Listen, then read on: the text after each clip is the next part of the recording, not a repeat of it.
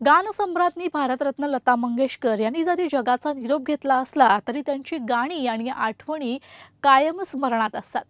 लता मंगेशकर यांनी 14 भाषांमध्ये तब्बल 50,000पेक्षा अधिक गाणी गायली होती।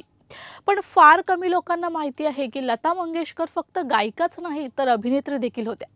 बोनी कपूर यांच्या एका सिनेमात लता दीदी यांनी भूमिका साकारली होती। काही दिवसांपूर्वी बोनी कपूर यांनी मोठा खुलासा केला होता।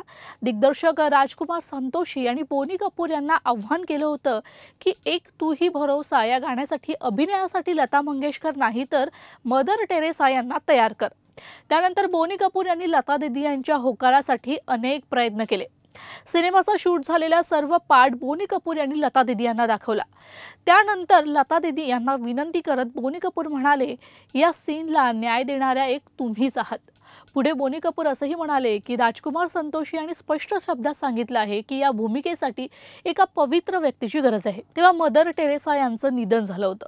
अशात लता मंगेशकर यांच्याशिवाय दुसरा कोणताच पर्याय नव्हता। भूमिका साकारण्यासाठी बोनी कपूर यांनी अनेकदा लता मंगेशकर यांच्या विनंत्या केल्या। अखेर लता मंगेशकर भूमिका साकारण्यासाठी तयार झाल्या।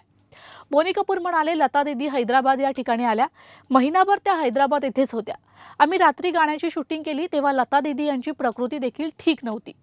पण असं असताना देखील त्यांनी शूटिंग मध्ये सहकार्य केलं। बोनी कपूर यांनी सांगितल्यानुसार लता मंगेशकर यांना गाणं आणि भूमिका या दोन्ही फार आवडल्या।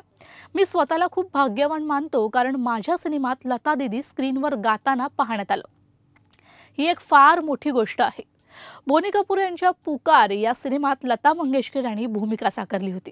हा व्हिडिओ तुम्हाला आवडला असेल तर कमेंट करून नक्की सांगा। यासाठी लोकशाही फ्रेंडलीला लाईक, शेअर आणि सबस्क्राइब करा।